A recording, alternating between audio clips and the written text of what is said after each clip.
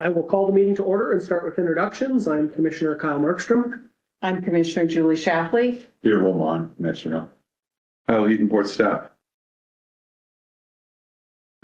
First item on the agenda for today is our public hearing for the 2025 budget. I will call to order our public hearing at this time. And we'll begin with a review of the proposed 2025 budget.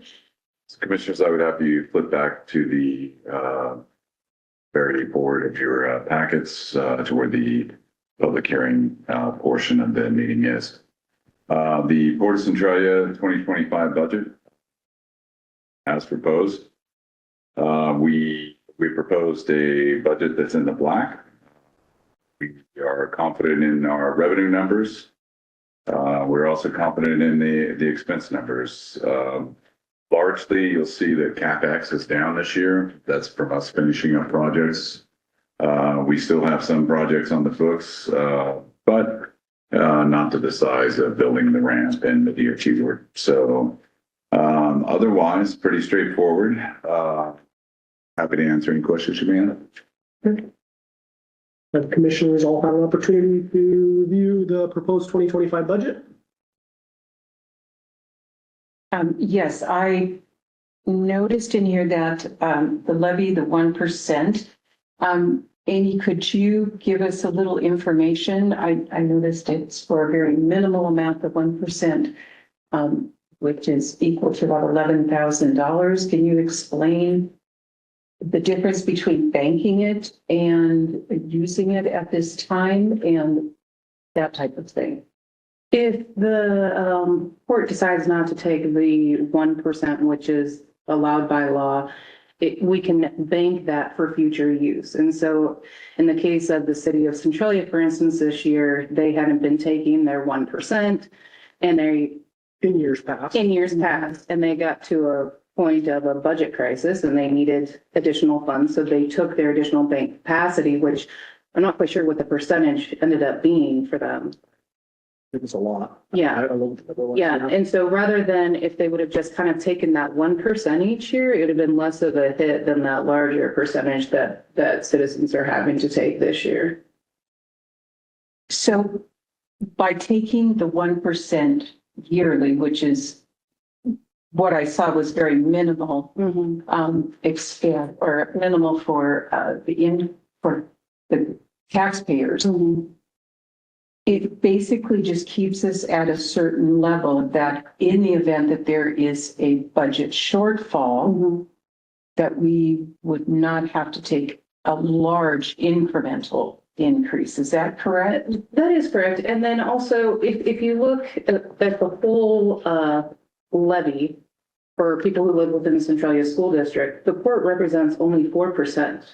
And so 4% of that total levy amount, I can't tell you what it's going to be in 2025 because I don't know what everyone's levying, but in 2024, that's what it was. And the port actually right now, last year, this year, and what I'm proposing for next year, we're at some of the lowest levy rates ever that the port has levied since its conception. We did from the years 2005 to 2009, we decreased our levy amount each year till we were levying less than half of what we could have. And so in 2009, 2008, we were levying around 23 cents. This, last year, 2024 and next year, we're between 26 and 30 cents. I'm not quite sure where the levy rate is going to be for next year. That all depends on the assessor once they certify their numbers. But we're still levying at a very low rate when the highest amount we could levy is 45 cents per thousand. So the increased assessed value, which is really due to, private companies, but also the port, what we have been doing has helped increase the assessed value, which is lowering the levy rate for everyone across the board. But basically to answer your question, yeah, if we didn't take the 1%, it would go to bank capacity and we could use it for future use. And we currently have some bank capacity We from do. prior years. I think like 38,000. Yeah. We most certainly. Okay, Yeah. got it. Because we haven't levied that 1% before in past years as well. So when you don't take that increase, you just bank it. Gotcha. But, with inflation, sometimes you're trying to figure out where your numbers are going to be projections. And, I think a lot of other ports are in the same boat. I mean, the Port of Olympia's increased 1%, the Port of Chehal's increased by 1%. It's kind of like across the board, but a lot of districts are doing it. It's like 23 or 25 cents per thousand of assessed value? Correct. Okay, Yeah. got it. Yeah. Last year it was 26. Or this year, excuse me, this year it was 26. And so with each, let's say each new business that comes in, each new building that comes in, the pie, the value, the levy value, then gets, each piece of the pie gets cut smaller, basically. So Well, no, the taxpayer pays less. No. It's based on your assessed value. It's based on what you're getting a senior citizen exemption. There's no way for me to tell you. It would be very easy for me to tell you there are 27,000 residents here. $11,000 is less than 50 cents to each one of them, but that's not true. Some are going to pay significantly more of that 11,000, which is not going to be much, but some will pay almost nothing. And so at the end of the day, the 11,000 spread over the district is de minimis. However, the port is moving ahead. The port is trying to push forward capital expenditures, and we have equipment to replace. So $11,000, yeah, it is important to us. And I would also point out, and it's very, very important to remember, that just because the port doesn't take it, doesn't mean the taxing districts below us, the city, the fire district, the library, won't step up and take it. Just because you tried to give it to the taxpayer doesn't mean they're going to get it. You'd have to get all those other people to agree to play ball too. And that's a fallacy that's out there. Just because one district cuts doesn't mean another can't add it on to theirs. So we had Diane Dory here on a couple of occasions. We met with Ross Nielsen here on a couple of occasions. There's a statutory maximum of $7.75 at last I checked. And that is included in that is your city, your school, your fire department, library, some other special purpose districts, but who's not included in that is the port and a couple of diking districts and a couple of other special purpose districts. So we don't factor into that maximum, but if we don't take our tax, that gives them that ability to grab it and push it up in the maximum. Does that make sense? And I can have the assessor give you a detailed brief on it, but that is the statute. And that's exactly what occurs. Gotcha. Okay. Thank you. You had under non-operating revenues, a kind of difference between my preliminary budget and this one. We had 825,000. Is that a proposed land sale or Yes. estimated? Yes. Land sale? One move from projected into 2025. Good. At this time, we will open up for public testimony. We will take public testimony on only the Port of Centralia proposed 2025 budget. 2 minutes for your comments. Please step to the podium and state your name and where you live, if you will. Just to be clear, this is testimony Yes. Yeah, testimony for or against? or against the 2025 budget. Do you need the signature? Yeah. I will open it up now for anybody in attendance who would like to provide testimony on the budget. Please step to the podium.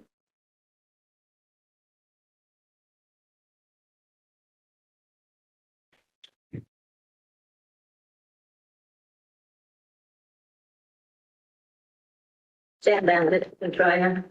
I just want to say that without any details, we don't have information that you have in your packets, so there's no way we can make any comments.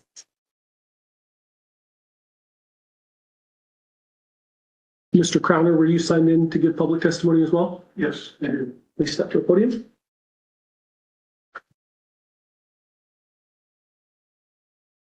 I noticed that quite a few of the line items in the budget have 2 or 3 zeros at the end of the dollar figure. Commissioner Markstrom, you gave me copies of preliminary budgets from Richfield, Camas, Washougal, and Chehalis.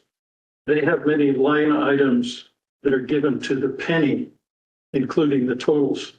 Is there a way that Centralia's line items could be more precise than just sort of a round figure? I know the budgets are often just an estimate as such, but it appears possible if you look at the other ports documents that they are able to give figures to the dollar and even to the penny. Thank you. Is there anybody else that would like to provide testimony on the budget? Hearing none, I will close public testimony. At this time, we will adjourn the public hearing.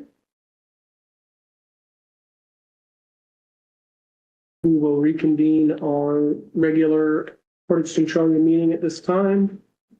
The next item on the agenda is approval of today's agenda. I move to approve the agenda as written. Second. There's a motion and a second. Any further discussion? Hearing none, all in favor?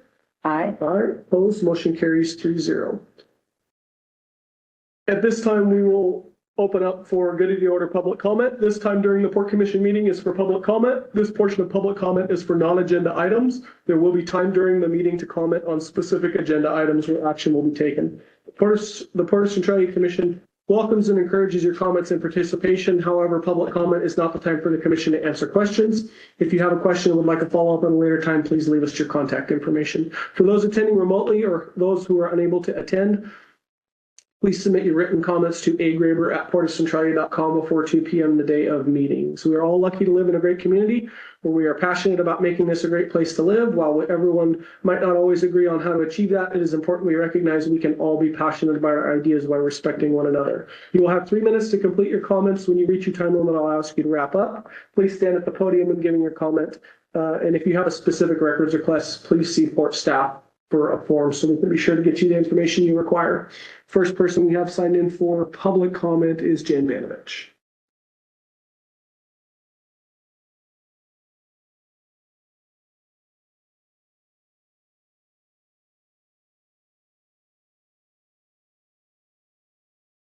And then Rich Centralia. How can you expect the citizen owners of the port to trust and respect you when you are eager to attack and investigate Commissioner Lamont for aiding veterans in job searches, even spending over $10,000 on that investigation? Yet you continue to ignore a citizen's ethics complaint about Commissioner Shafley's alleged involvement with a Facebook page impersonating the port. It's a poor reflection on the Port of Centralia when the commissioners are seen as supporting and aiding deceptive practices and maligning citizens seeking to hold the port accountable. Moreover, it has been 5 weeks since I last raised the question of the port's obligation to the public regarding the imposter page, and my question, Commissioner Markstrom, remains unanswered. Contradicting your own opening statements. I am again asking, what is the port going to do to remove that imposter page from Facebook and investigate Commissioner Shafley's participation in order to provide fair and impartial treatment for all commissioners? And I do want a response without having to wait more weeks. Okay, The thank you. second question is, why have the video recordings of the meetings been removed from the port's website? And I do want answers to those questions, please. Thank you. Next person we have signed in for public comment is Paul Crowder.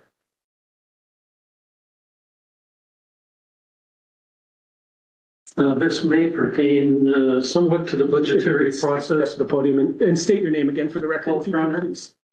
I'm not sure if I should have mentioned this earlier, if it's appropriate at this point.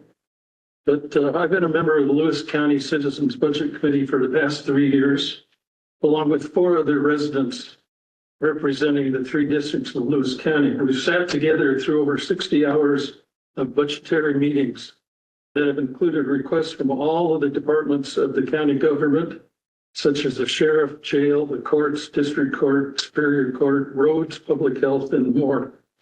In the past 2 weeks in meetings with the county commissioners, our group has given a 7-page summary of our recommendations to the Board of Commissioners. The report gives ways to improve the county government, reduce costs, improve efficiency, and make suggestions as to how to maintain services without increasing taxes. The commissioners adopted several of our recommendations. They set aside others, and they said no to several. They are the ultimate decision makers for Lewis County, but it's been a real exercise in open government and citizen participation. I would suggest that the port implement a citizens committee that would have the ability to make recommendations to the port's commissioners that would also be the ultimate decision makers, but it could perhaps improve the port, reduce costs, increase efficiency without increasing taxes. It would be another practice in open government and citizen involvement. Thank you. Thank you. Next, we have Juanita McNaughton. Hi, my name is Juanita McNaughton. I am a Lewis County resident. I work for the Thurston County Chamber of Commerce, but I work at the Centralia Chehalis Chamber 4 days a week as a business solutions navigator. I have been sent to the community here to support businesses with recruitment, training, and retention best practices and federal investment that can offset the costs to businesses. And one of our main goals is just to help businesses as well as help getting members of the community to work. So I can leave my business card. Would I be able to leave some business cards here if anybody would be interested? Yeah. Thank you. Next, we have Cynthia Munch. Cynthia Munch, Director of the Centralia Chehalis Chamber of Commerce, and I live in Chehalis. Just a couple of things Centralia related. We do, in the midst of the holiday season, have one ribbon cutting we're excited about. This new ownership, I guess, of Three Rivers Care. And so December 17th, and we'll send a notice out at 3 p.m. They're going to have an open house and ribbon cutting ceremony there. So we're happy about that. Otherwise, it's right now we're in the middle of our own budgeting process and our holiday events. Turkey Bowl, you are all invited to come and sling a frozen turkey tomorrow. It'd be surprisingly a lot of fun. Yeah. And then we have our Santa Parade on the 7th and our business after hours event later this month or in December. So we're looking forward to a busy holiday season. One thing I do want to mention is we do have what we call the Great Receipt Exchange, where people who shop locally small in Centralia or Chehalis can win a stocking stuffed full of goodies from our local merchants. All they have to do is show either email or come in person, show us a receipt that they spent $10 or more to a local shop, and we give them a free raffle ticket for every receipt they show us. It's been a lot of fun, and people get to win prizes from their local small businesses. So we're excited to have that back again. Great. Thank you. That is everybody we have signed in. Is there anybody else in attendance that would like to provide public comment? Hearing none, I will close public comment. Next item on the agenda for today is approval of the minutes for the October 16th, 2024 regular meeting. If we have a chance to look at those. Move to approve the minutes of the October 16th regular meeting. I second. Is there any further commission discussion? Hearing none, all in favor? Aye. Opposed, motion carries 3-0. You have general fund warrants and vouchers 24034 through 24078. Aggregate amount $161,733.19. I move to approve warrants 24034 through 24078 in the aggregate amount of $161,733.19. Second. There's a motion and a second to approve warrants. Is there any further commission discussion? Hearing none, all in favor? Aye. Opposed, motion carries 3-0. New business. So the first item of business for you today, Commissioners, Resolution 2405, a resolution of the Commissioners of the Port of Centralia, Lewis County, Washington, adopting the final budget and setting the property tax levy for 2025. The Resolution reflects the 1% increase as well as the other aspects of the budget. Happy to answer any questions on the resolution. Amy prepared it, made consultation with Department of Revenue, so we know that it's in the correct format and ready to go. We would recommend your approval. I move to approve resolution number 2024-05, adopting the final budget and setting the property tax levy for 2025, excuse me. I'll second. There's a motion and a second. Is there further commission discussion? I do have discussion. I did send the director request for some information on the budget a couple weeks ago, and he did respond. And I have not had a chance to get back with him. I have some questions about it. And that was brought up in discussion. I have some concerns about details on the budget. I think it looks good. It's fine. I don't think there's anything illegal with it, but I like to know the basis of what I'm spending my money on. And I do not know that in this budget. So the way that it's presented. So that's it. Thank you. Okay. And I want to thank Amy for all of your hard work of getting the budget together. I know it's very difficult with guessing. I guess that would be your projecting what the costs are going to be, what with inflation. And I think you have done an amazing job. Thank you for doing that. I've spent some time reviewing our budget, meeting with staff to go over things. Appreciate staff's work on that. As well saw your email, Commissioner Lamont, in response to your questions. Appreciate staff's response to that and getting that information to a fellow commissioner. I also spent some time reviewing other port commissions around the state, their budgets, and just kind of seeing what best practices are. So really appreciate staff's work in preparing our budget. It looks really good. Appreciate your work day to day in ensuring that we are efficient and using tax dollars to the best of our ability and being good stewards for our community. So appreciate that. At this time, I will open it up for public comment. We will accept public comment on this agenda item only. Again, you will have 3 minutes. Please step to the podium when giving your public comment. Is there anybody in attendance that would like to provide comment on this specific agenda item? Hearing none, I will close public comment. We have a motion and a second on the table. All those in favor? Aye. Aye. Opposed? Motion carries 2-1. Next item on the agenda we have is commissioner reports. Do we have any other, before we get to that, anything else from staff? No. Again, I would also commend Amy. It's a very nice position to be sitting in this county. I'm sure a lot of people would love to have a black budget right now. It's nice to be in the black. We've been there for years. We'll continue to push forward next year, and we expect a better budget next year. Thank you. Thank you. Okay, we will move into commissioner reports. Commissioner Shackley. Thank you. We're very close to Thanksgiving next week, and I just want to thank Amy and Kyle and the other staff members for the hard work that you do, that above and beyond. The budget has been amazing, and the detail is amazing also with this. And also, I know that being good stewards of our taxpayers' money, and that's my money too. And I appreciate that very, very much. And I really appreciate and am very thankful for what the port has brought to our community over the years. Just looking back at the building, the jobs and the opportunity that the port brings to our community and the surrounding communities is wonderful.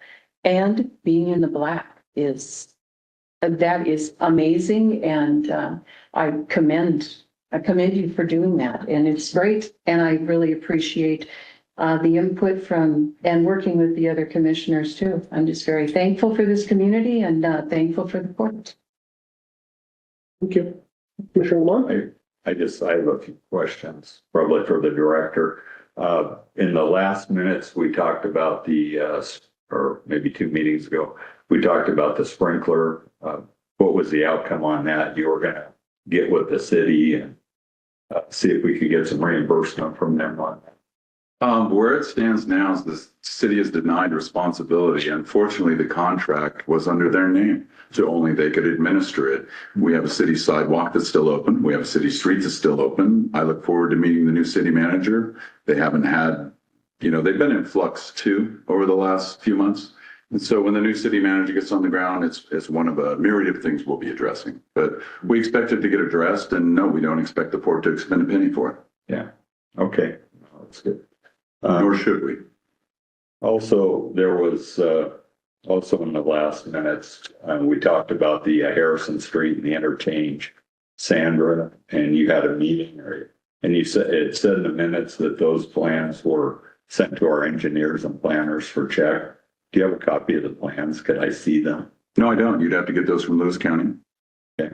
And that's, if you're referring to the intersection, there's nothing on the interchange yet, but on the intersection, yeah, there was a preliminary design done by Lewis County that was not good.